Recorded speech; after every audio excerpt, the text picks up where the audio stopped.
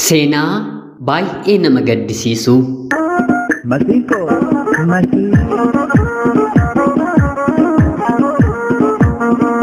Yooyyaa ashama akkam jirtu kabajamtootaaf hordoftoota qophii Oromiyaa 24. Nagaaf jaalalli tokkummaan bakka jirtan hundaatti hunda keessaniif haa ta'u jechaa guyyaa har'aallee seenaawwan nama barsiisan keessaa tokko isiniif qabadhee dhiyaadheeraatii hanga xumura qophii kanaatti laayikii fi sheer akkanumallee namoonni chaanalii keenyaaf haaraa taatan anaa dhufu jechaa sabskiraayib gochuun maatii keenya akka taatan kabajaan isiniin gaafadha.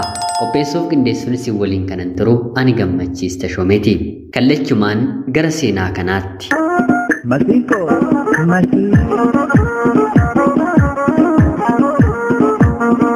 Har'a yookiin immoo bara ammaa kana keessa gaa'ela diiguun yookiin immoo ilmaan bittinsuun akka waan faashinaa ta'aa jira. Magaalaa Finfinnee keessatti namoota gaa'ela dhaabbatanii keessaa bara darbe parsantiin 80 baatii 6 booddee waliikuudhaaf himata walirratti baneera. Nama tokkoof gaa'elli jireenya fiilmii Hindii keessatti qofa ilaalamu itti fakkaata. Maarree erga itti seenee booda akkana ta'uu dhabuu maluu yeroo barutti kanarra'u gaa'ela kana yoon diige wayya jedhee inni kaan hiriyaa gara biraaf inni kaan immoo gara biyya hambaatti baduuf olii gadi yeroo jedhu ni argina. Gaa'ela hedduu kan bara kanaa keessa yaada namaa malee yaadni waaqaa keessa hin jiru. Yaadnii fi fedhiin namaa immoo fedhii fi yaaduma namaan murtaa'a. Yaadaa fi fedhii waaqaa gaa'elli qabu garuu hanga bara baraatti iyyuu dhaabbataa ta'a. Haadha manaaf abbaa manaa jaalalaa fi kabajaan maatii ijaarratanii bara bultii isaanii keessattis ijoollee 4 horatanii tokkotu ture. Gaa'ela kana keessatti abbaa manaa malee haati manaan gammaddee hin beektu. Haa ta'uutii garuu fuulaa fi gochaa isheen gammadduu akka taate mul'istee abbaa manaa isheetti argisiiste. Innis jireenya kana keessa dadhabe nuffe otoo hin jedhiin otuu hiriyoota isaa waliin taphachuu haasa'uun irra jiru lakki tapha ijoollee kootu naa wayye jedhee manatti otoo fiiguu otuu akka hiriyoota isaa waan garaasaa waan yaadasaa gochuu danda'u lakki haadha manaa koo waliin ijoollee koo waliin wanta kana qooddachuun qaba jedhee yaadee dhimmamee otoo jiraatu haati manaan ijoollee 4 waliin deesse kuni jireenya isaa hojjetee jijjiiramuu dadhabe kana argitee guyyaa inni hin beekne ijoollee 4 kana itti gattee deemti. Dur abbaan manaan gahee abbaa manummaa isaa bahata ture. Amma garuu ijoollee xixiqqoo 4 itti gattee waan deemteef nama gaddisiisaatii abbaan manaan mana baaburaa deemee midhaan daaksisee absiitii buusee buddeen tolchee qiixxaa qiixxee bishaan waraabee uffata isaanii miicee ijoollee isaa guddisuu jalqabe. Maarreegaa yeroo hojiiwwan manaa kana raawwatu dirqama naannoo qeetti dhiyaatee hojii hojjechuu qaba mitiire. Yeroo hedduu dhiirri hojii hojjetu immoo qeerraa fagaatees yoo ta'e deemee hojjetee gala mitiire. Amma garuu ijoolleellee ni kunuunsa. Manarraa fagaatee deemuu hin danda'u. Hojiin inni hojjetu harkaa gara afaaniitti kan taatu malee turi har'a hojjedheen torbee kana boqodha jedhee harka isaa maratee kan taa'u miti. Maarree yaalee erga dadhabee booda hojii uffata miicuu eegala. Lakkoofsa isaa irratti bilbilanii fi mana namaarra deemee uffata miicaa. Dadhabe nuffe hin jedhu. Gara manaatti galee immoo ijoollee isaa waa bilcheessaa. Kanaan baroota jiraachuu eegale. Haati manaan erga manaa baatees waggaa 1, waggaa 2, waggaa 3 jedhee waggaa 10 guutaa. Qofaa ta'ee sanuu dheeraa ijoollee 4 guddisuun itti ulfaatus inni garuu hanga lubbuun koo jirtutti ijoollee koo hin daaressu beeloftee harka namaan ilaaltu yoon dhala koof xiqqaadhe rabbi na haa xiqqeessu jedhee umrii kanatti hojii hojjechuu hin qabne gadi jedhee hojjetee jiraata. Ijoolleen isaas dhugumatti ijoollee haadha hin qabne abbaan isaanii rakkatee uffata mana namaatii miicee kan jiraachisu hin fakkaatanii. Baay'ee itti bareedee itti tolee jiraatu. Haa ta'uutii garuu turtii waggaa 10 booda abbaan manaan kun bilbilamee fi kottu uffata miicii jedhamee waamama. Maarreennis tole jedhee dafee mooraa guddaa tokko keessa uffata miicuuf seenaa. Maatiin uffata miiccisiisanii suni hojjettuu manaa dhabanii otoo hin taane fira abbaa manaa waanta taateef hojiiwwan gurguddaa ishee hojjechiisanii. Akkuma inni mooraa sana seeneenis hojjettuun manaa sun uffata inni miicu mana keessaa yaastee itti kennite.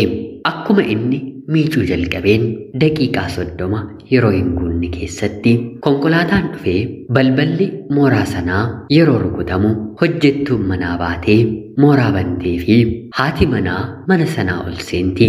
Yeroo kanatti garuu raajiitu ta'e.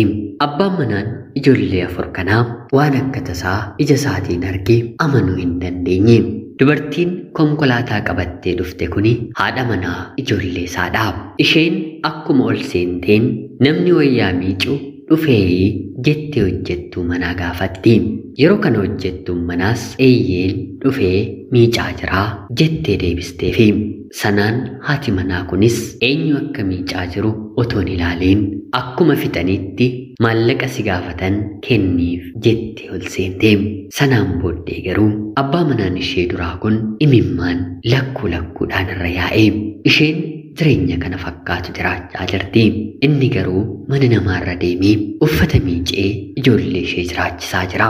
Isheen dhala qabaachuu isheellee dagatteetti. Guyyaa tokkoofillee dogongortee ijoolleen koo eessa jiru jettee ifattis ta'e dhokattee bakka jiranii dhuftee gaafattee ilaaltee hin beektu. Ijoolleen ishee arfan garuu harmeen keenya abbaa keenya waliin jiraattee abbaan keenya nuuf jedhee akkana hin rakkatu ni gargaartiinii ni deeggartiinii turte jedhanii haasa'u. Kanaan namichi kunis uffata kana hunda miicee qulqulleessee erga xumuree booda hojjettuu manaadhaan waamee xumureeraa nan deemaa haati warraa mana kanaa hin jirtuuyii jedhee yeroo gaafatu haati manaa warra kanaa warra sila dhufanidha. Amma rafanii jiru. Gaafa rafan yoo ofii ka'anii malee namni isaan hin kaasu. Maallaqa qarshii meeqa siif hin kennaa jettee yeroo gaafattuuni uffata miice keessa kan ijoollee hin jiru. Maaliif kan ijoollee gad hin baasnee jedhee gaafataani. Yeroo kana hojjettuun manaas erga wal fuudhanii ijoolleen horannee daa'ima waliin hin qabanii jettee deebistiifi. Yeroo kana namichi uffata miicaa ture kuni gaafa isheen kaate kan uffata miicaa ture abbaa ijoollee keetii jedhee maallaqa isheen kennuufiif qophoofte didee imimmaan otoo hin taane dhiiga lolaasaa akka nama maraatee mooraa sana keessaa daddarbatamaa bahee gara manaattis galee gaddisaa imimmaansaa daranuu itti caale. Hojjettuun manaas haati manaa akkuma hirribaa kaateen kan miicaa ture ani abbaa ijoollee keetii maallaqan fudhadhu jedhee boo'aa deemee jettee yeroo itti himtu akka nama bakakkaan samiirraa gadi namatti bu'ee haati manaan ni naate. Akka isheen ijoollee qabdu abbaan manaan ishees nam tokkoyyuu hin beeku. Haa ta'uutii garuu ciniinfattee ijoollee 4 deesseetti. Akka taasaa ta'ee namni kun mooraa sana keessatti uffata miicaa yeroo ture moobaayilii isaa dagatee bakkuma miicutti dhiisee deemee ture. Haati manaas bilbila sana fuutee bantee yeroo laaltu suuraa ijoollee ishee gurguddatanii argite. Amma gaa eessa haalixxu? Icciitiin kun hojjettuu manaa sanuu fira abbaa manaa ishee bira gaheera. Haati manaa kunis bultee gara jaarsa mana amantaa dur gaa'ela keessa yeroo turte kan beektu amma garuu argaa kan dhokattuutti deemtee waan ta'e itti himte. Abbaa manaa ishees waamsistee dhiifamas gaafattee hanga isheen jaarsa mana amantaa bira deemtee abbaan manaa ishee duraa waamamee dhiifama gaafattuutti hojjettuun manaa immoo abbaa manaa ishee isa ammaatti himte. Innis yookiin ajjeesuuf yookiin jiraachisuuf qophaa'ee manatti ishee eege. Haa ta'uutii garuu abbaan manaa ishee duraa fi haati manaa kuni jaarsa mana amantaa qabatanii gara mana ishee deemuun abbaa manaa ishees dhiifama gadi jettee gaafatte. Abbaan manaa ishee kan ammaas haala itti abbaan manaa ishee duraa ijoollee ishee guddisaa jiru baree dhagahee baay'ee gaddee fi sanaan innis gara haadha manaa isaatti deebi'ee wanta hin jedhuun qabu Waaqayyo siif haa dhiisu edaa sababa keetti Rabbi anaanis dhala na dhawwate har'aan booddee anaafis mana kanaafis jiraachuu hin dandeessu qabeenya mana kana keessa jiru walakkaatti fudhu ijoollee kee guddifadhu abbaan manaan kee haa boqotu jedhee abbaan manaan inni ammaa haadha manaasaa dabarsee kenneefi. Abbaan manaan kan duraas haadha manaasaa duraa kana waliin jiraachuuf otoo hin taane dhiifama isaa erga argattee ijoollee isaanii arfan guddisuuf akka gargaartuuf walii galanii gaa'elli lammataas ni diigama. Abbaan manaan bara jireenya isaa guutuu rakkachaa dhama'aa mana namaarra deemee uffata miicaa ijoollee isaa hiriyoota isaaniitiin qixxee gochuuf dhama'aa jiraatu kuni boqonnaa argate. Harka isaa argitee dubartiin jireenya isaa dhiistee baate amma garuu gaabbitee qabeenya isheedhaan ijoollee ishee gargaaraa jirti. Abbaa manaa lamaaniinuu otoo hin ta'in haftee.